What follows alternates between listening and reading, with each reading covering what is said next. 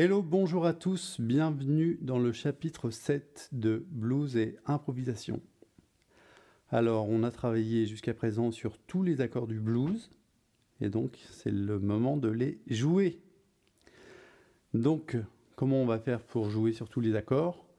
On va travailler dessus progressivement, tonique tierce, tonique quinte, tonique septième. Voilà, pour développer son oreille et ses connaissances harmoniques, il faut jouer des éléments essentiels. Et jouer des éléments essentiels, c'est jouer des phrases qui partent de la tonique.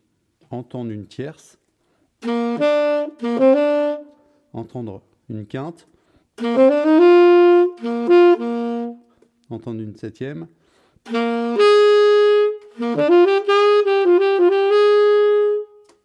voilà, et dans cette leçon, on va travailler sur des blues dans 3 tonalités.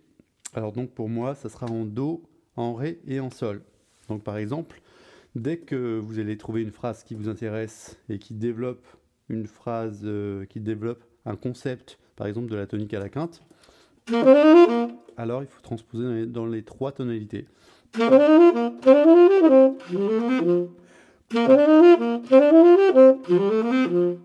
Voilà, pour bien entendre les différentes phrases dans les différentes tonalités. Donc on va approcher sereinement la grille du blues parce que c'est important de pouvoir lire une grille et de jouer les bons éléments en fait sur la grille. Si par exemple vous avez une gamme comme sur les A vers Sol par accord et que vous jouez n'importe quelle note de la gamme suivant les accords, ça ne va pas marcher. Il faut jouer les bonnes notes au bon moment pour que ça marche. Donc moi, ce que je vous propose dans un premier temps, c'est de lire la grille du blues en jouant de la tonique à la tierce et en jouant une phrase mélodique avec la neuvième.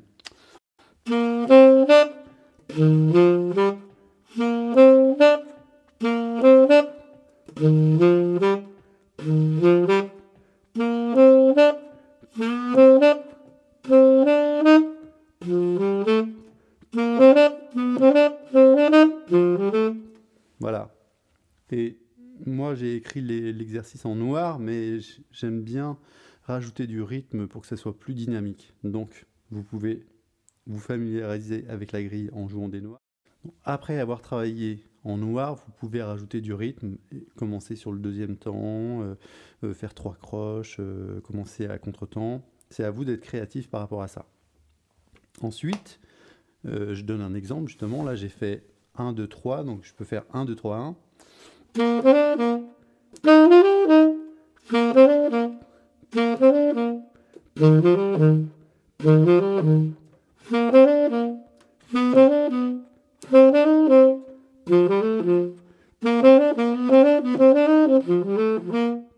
Voilà, et vous remarquez que le 6e degré, je joue l'accord diminué à la place. Ça, c'est ce qu'on a vu dans le chapitre 6. Là, on a travaillé des petits exercices de la tonique à la tierce. Maintenant, on va travailler jusqu'à la quinte, donc tonique, quinte.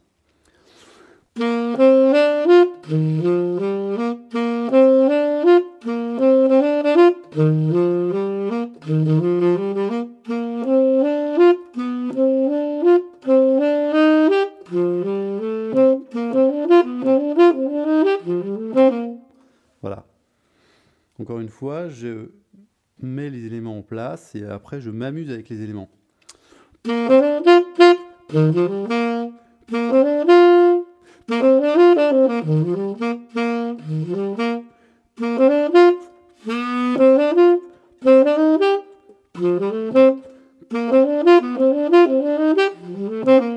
Voilà, et quand j'ai mis en place ces éléments, alors je peux m'amuser aussi avec pour voir quelle idée ça peut me donner.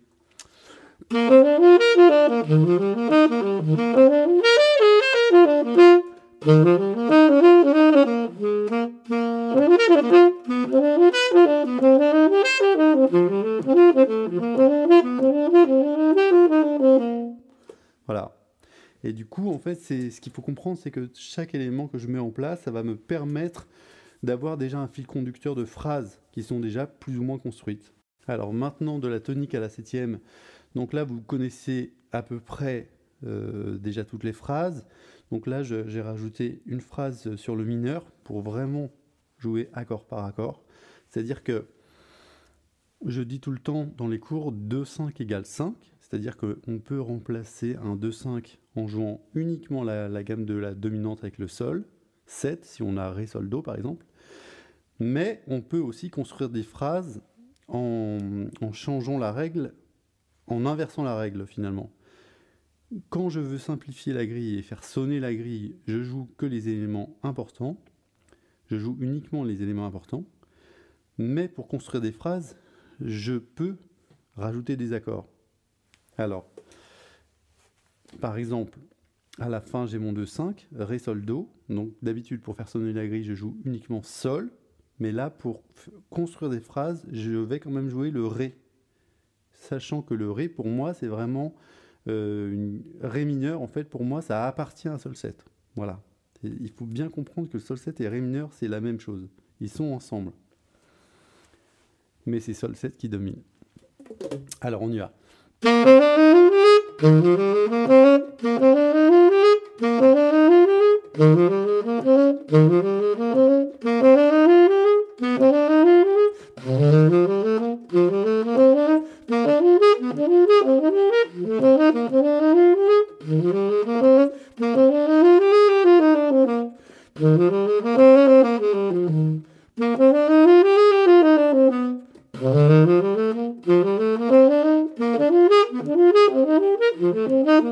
Voilà.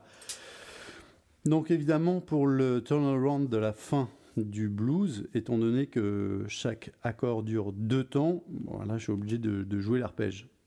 Et vous avez vu sur la deuxième grille, là j'ai proposé des alternatives aux premières phrases. Au lieu de faire 2 fois en montant, ben, je fais en montant et en descendant. Il faut que vous vous entraîniez pour avoir plein de possibilités. Donc vous pouvez travailler dans les 3 tonalités avec l'accompagnement numéro 36, l'accompagnement numéro 37 et l'accompagnement numéro 38. Alors maintenant, on va reprendre de la tonique à la tierce et voir comment on peut travailler avec 3 notes par exemple. Qu'est-ce qu'on peut faire avec Do, Ré, Mi par exemple?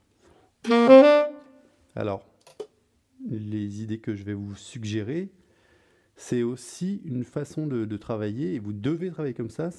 Vous partez d'un postulat, voilà, j'ai 3 notes à jouer, qu'est-ce que je peux faire avec?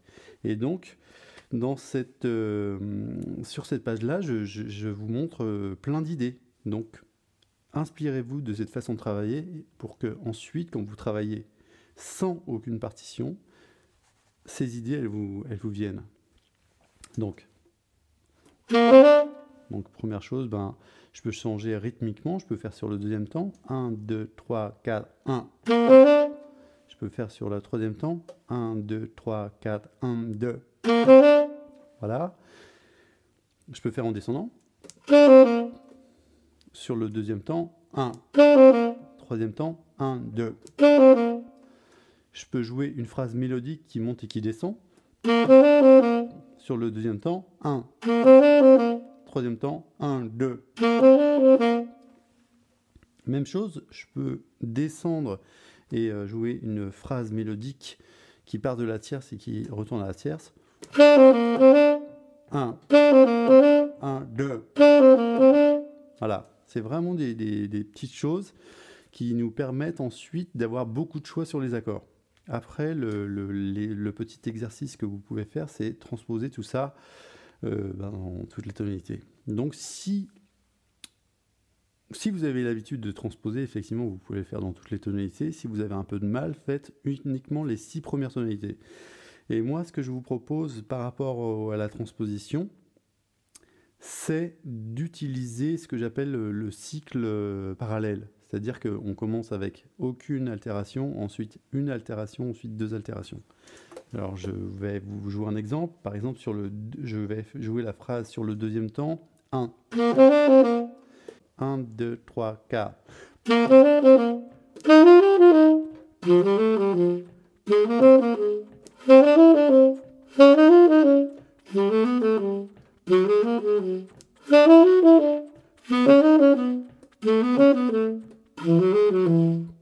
Ok, donc ça c'est le cycle, ce que j'appelle le cycle parallèle. Après, vous pouvez faire avec le cycle habituel des quintes. 1, 2, 3, 4.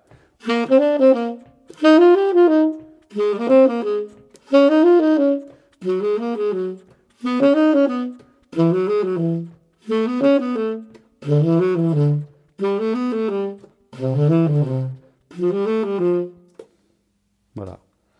Après, vous pourriez faire avec un cycle de tierces mineures. Enfin, il y a beaucoup de choses à trouver. À vous d'avoir les idées pour développer en fait ces exercices. Alors, je vous montre un exemple dans une première tonalité. 1, 2, 3, 4.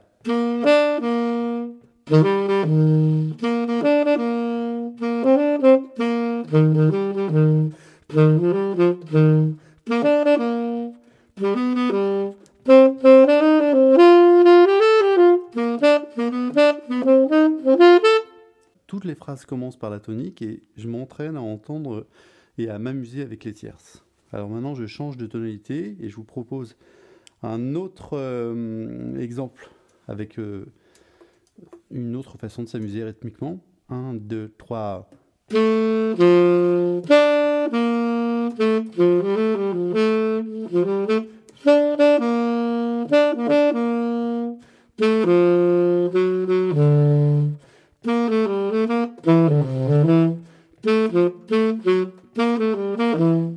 Alors maintenant, on va utiliser la tonique, la tierce et la quinte. Alors, tonique tierce, tierce quinte. Et si je commence par la quinte, effectivement, je vais jouer jusqu'à la septième. Et en majeur jusqu'à la septième majeure. En mineur.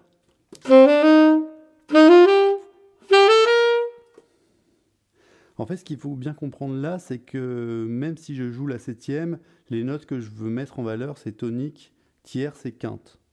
Mais si je veux jouer mélodiquement à partir de la quinte, forcément, je vais chercher la septième.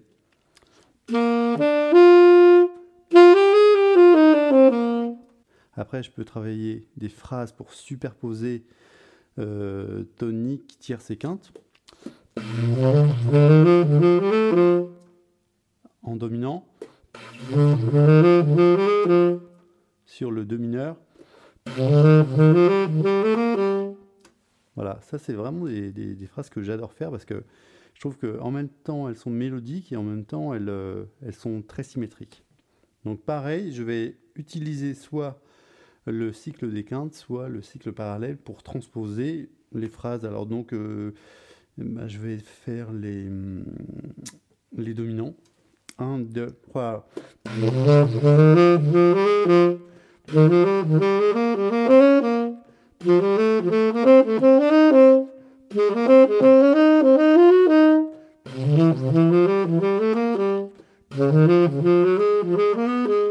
En fait, ce qu'il faut comprendre, c'est que à partir de très peu de notes, on a une infinité de formules possibles.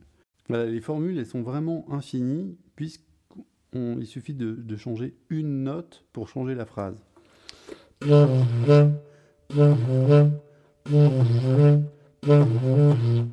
Voilà.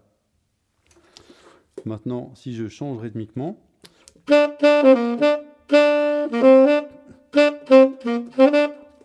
voilà, en jouant toujours les mêmes notes, finalement, j'ai déjà 7 possibilités. Donc, le travail que vous pouvez faire, c'est par exemple vous dire, bon, bah, je vais travailler une des formules et je vais jouer avec pendant un moment. Donc, je vais faire... Je pars de la quinte et j'essaye de voir ensuite comment je développe un solo.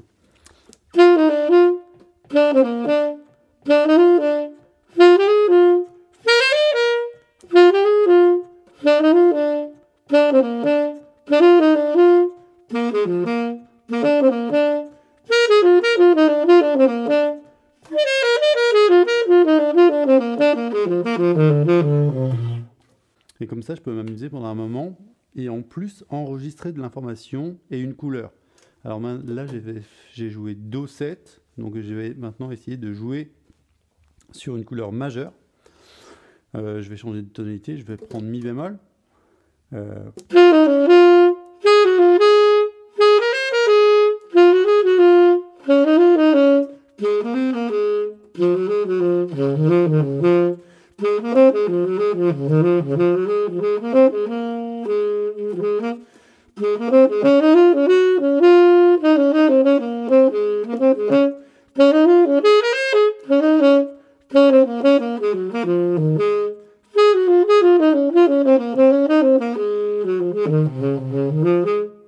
Voilà, le but du jeu, encore une fois, c'est de partir de la tonique, de la tierce ou de la quinte, de monter de 3 notes ou de descendre de 3 notes, et de voir quelle sensation on a. Et du coup, on fait vraiment sonner les accords de cette façon-là. Je vais changer, je vais faire sol majeur.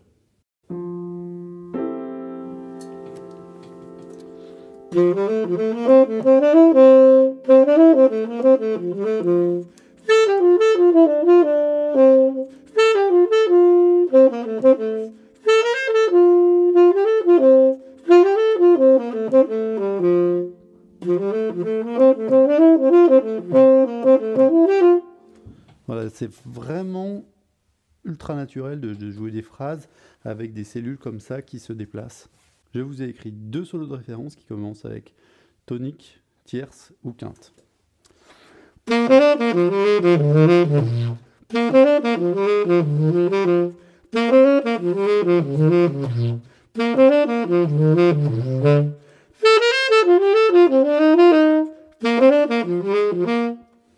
Voilà, ça peut paraître systématique ou on va dire scolaire, mais si c'est scolaire, si c'est systématique, alors ça veut dire que je développe quelque chose et que je vais enregistrer de l'information qui va ensuite me permettre de jouer vraiment des choses que j'entends.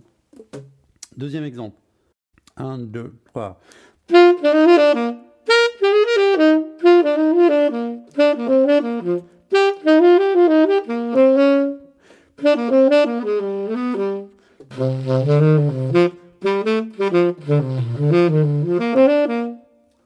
Voilà, c'est un peu comme si on prenait des pièces de Lego et qu'on les déplaçait pour faire de nouvelles formes sur avec différentes couleurs. Maintenant, 3 notes à partir de la tonique, de la tierce, de la quinte et de la septième. Donc en majeur.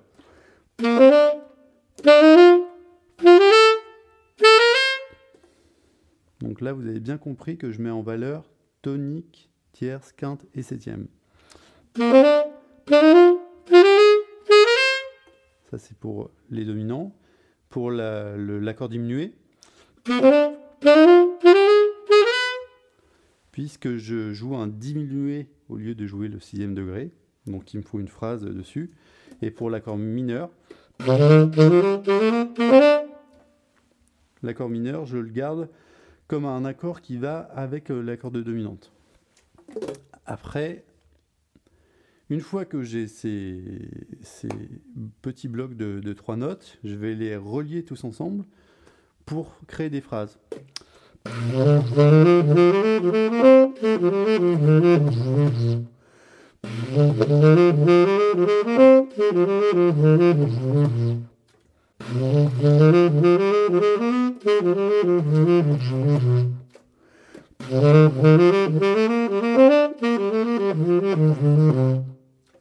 Voilà, ça c'est pour m'habituer à avoir sous les doigts les phrases qui font sonner tonique, tierce, quinte et septième. Après, je pourrais mixer, par exemple, je pourrais faire tonique, quinte, tierce, septième.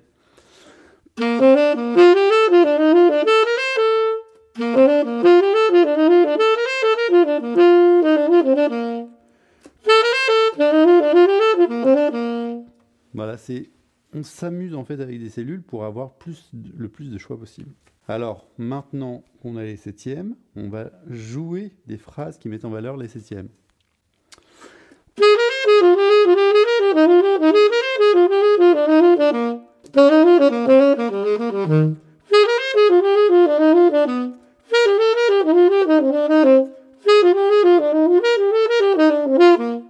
Ok, maintenant deuxième solo.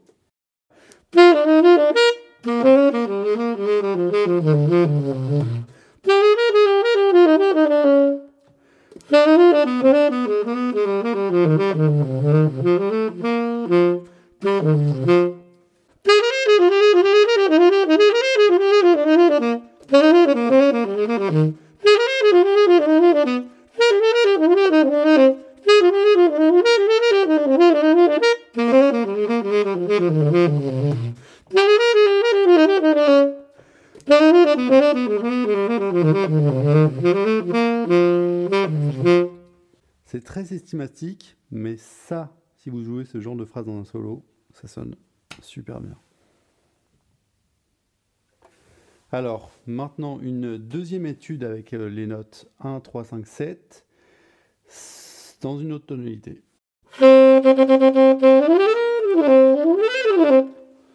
1, 2, 3.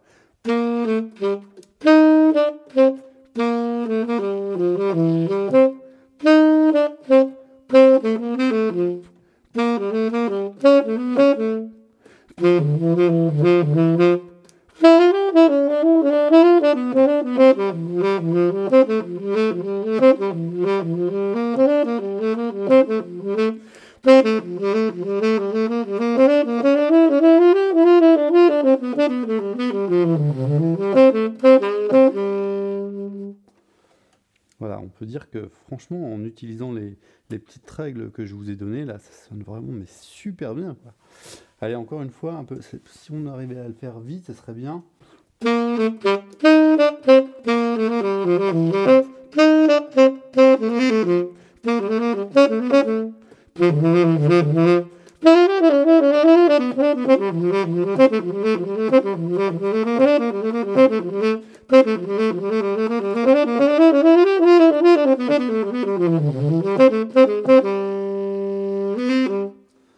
Voilà.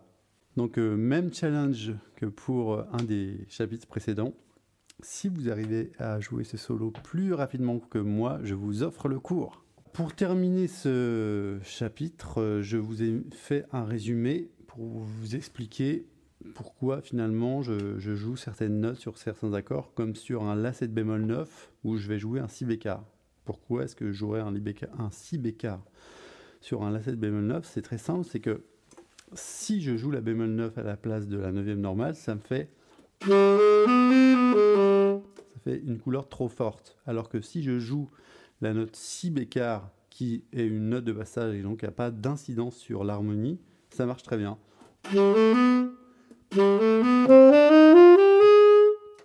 C'est un peu comme si on avait une gamme où il y avait 2 neuvièmes, mais sachant que le premier Si, c'est une note de passage. Et que les notes de passage, les notes qui ne tombent pas sur le temps, n'ont pas de valeur harmonique. Voilà, je vous ai marqué aussi pourquoi on jouait le diminué à la place de la corde dominante. C'est évidemment pour pouvoir faire des phrases qui sont qui suivent une ligne mélodique.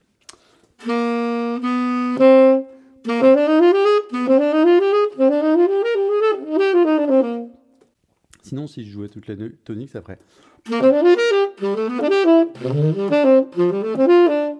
Du coup, ça ferait beaucoup de mouvements. Et moi, ce que j'aime faire quand j'improvise, enfin, ce qu'on aime faire quand on improvise, c'est quand même suivre une ligne mélodique. Voilà, donc il y a pas mal de petits exercices qui paraissent simples, mais du coup, il faut quand même vraiment les travailler dans tous les sens, dans plusieurs tonalités, si vous avez la possibilité. Donc ça prend un peu de temps. Donc je vous souhaite de bien travailler. N'oubliez pas de vous abonner à la chaîne, de mettre un pouce si ça vous plaît. Et je vous donne rendez-vous pour le chapitre 8, où je vais vous montrer comment être créatif en écrivant des solos, mais vraiment écrire. À la prochaine.